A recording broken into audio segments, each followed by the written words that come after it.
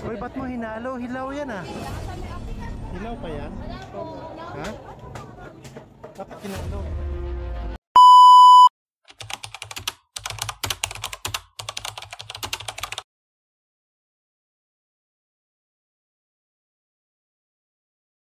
Lagay na natin. Ayan. Ayan. Tapos magta-time tayo ng 5 minutes. So, ayan guys. 3 minutes pa lang naglutangan na yung taba. Ayan guys.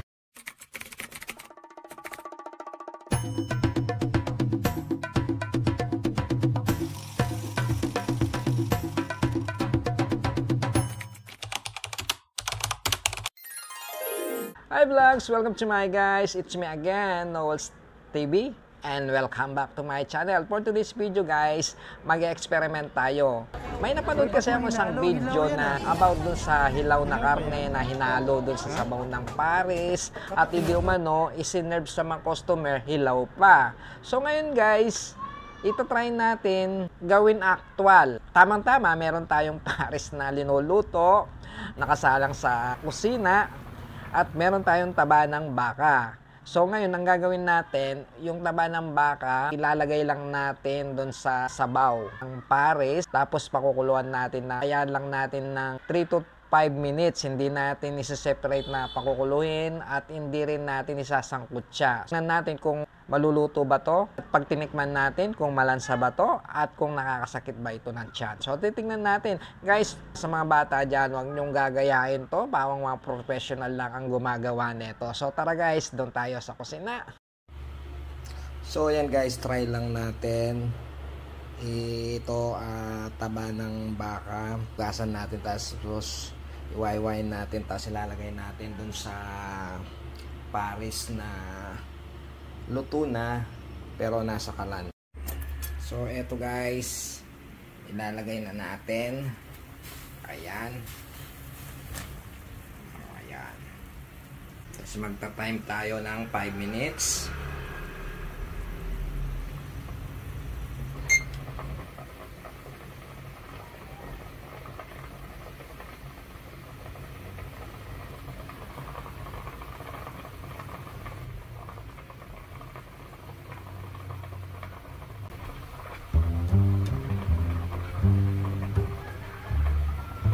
Sabi kasi ng mga ibang vlogger sa, ewan ko anong parisan yun, yung pinost nila, na yung sariwang sariwang taba inalo doon sa baw, tapos sinirk kagad.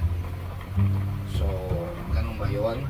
So baka may putol na yung so hindi ko naman pinagtatanggol yung parisan na yun. So titingnan lang natin at para makita natin actual kung anong mangyayari sa 5 minutes to 10 minutes.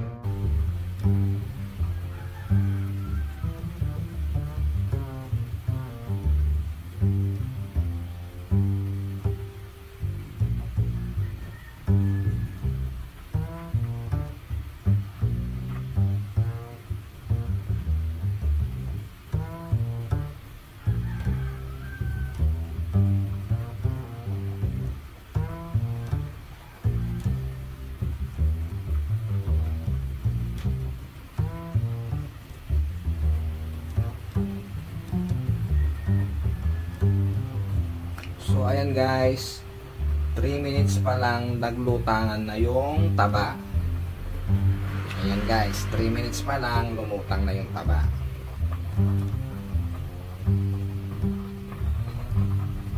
So tapusin lang natin siguro yung 5 minutes, hindi na 10 minutes. Tsaka natin titingnan. Tapos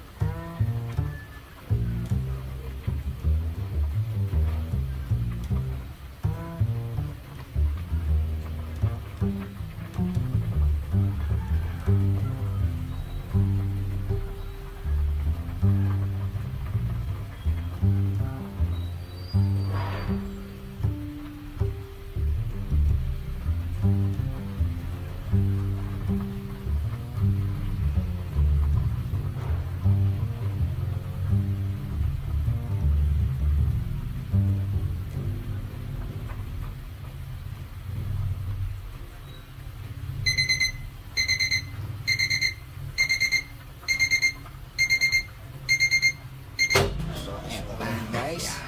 Ngayon, titikman natin. Ayan. So, yun na nga no, mga kauso. Yung ginawa natin. Kakainin na natin yung pares. So yun guys, ginawa natin tong video na to hindi para pagtanggol natin yung may pares. So, ginawa lang natin yung eksperimento kung anong mangyayari.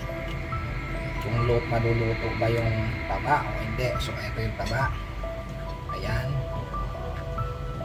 Ayan yung taba.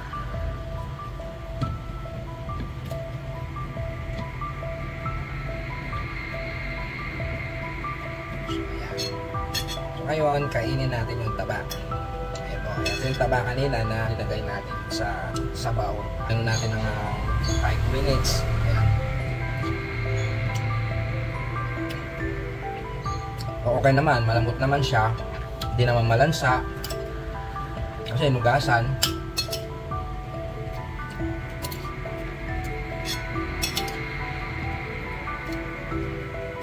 Oh. Ito yung taba. So guys, ginawa ko lang tong video na to hindi para ipagtanggol yung gusto lang ipakita kung anong mangyayari pag linagay sa sabaw yung taba ng baka o baboy within 5 minutes kung maluluto ba to o hindi. So ayan, lutong-luto naman siya guys. Lambot naman, hindi naman siya malansa. Mamaya, tingnan natin, pakiramdaman natin sa sarili natin kung anong mangyayari sa atin.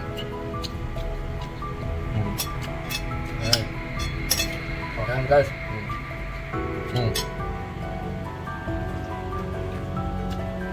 Pero kung makakain ng taba. So ito, taba. Ayan. Pero patay naman.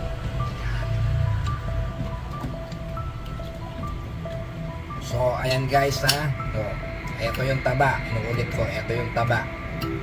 Ayan, taba ng baka to. So, pag taba ng baka, sabihin matagal palambutin. Pag taba ng baboy, mas madaling palambutin, mas madaling maluto. Ito, taba ng baka, 5 minutes lang pang nakasalang yung sabaw. Okay naman siya. Hindi naman matigas, malambot naman.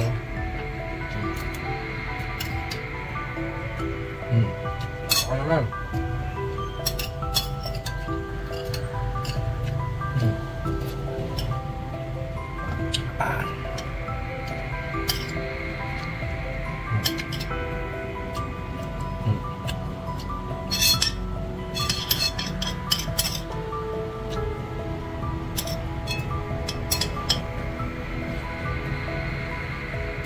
So ayun, nakain natin yung taba. Hindi siya pinakulo ng separate, hindi siya sinangkot siya. Sinanin lang natin sa sabaw na nakatimpla na, tapos saka natin pinakuluan ng 5 minutes. So yun na nga no mga kauso, trinayin natin kasi may makalat na video about doon sa isang sikat na parisan na hilaw daw yung hinalo tapos sinerve ka agad. So yun nga doon guys, pagkalagay ko ng taba dun sa sabaw habang may tubig, hindi siya kagad lulutang. Lumutang na lang siya nung luto na yung taba. Sana may makita man tayo na hindi maganda sa mga kainan.